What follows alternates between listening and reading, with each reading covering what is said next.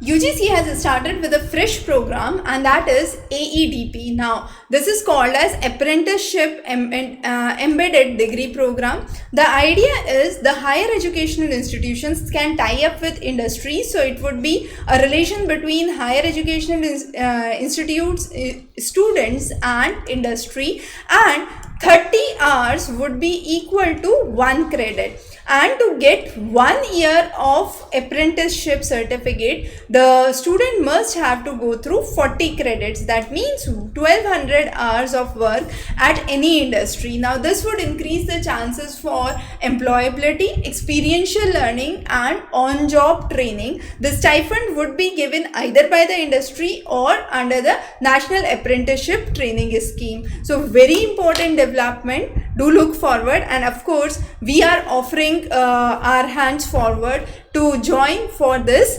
AEDP program with higher educational institutions.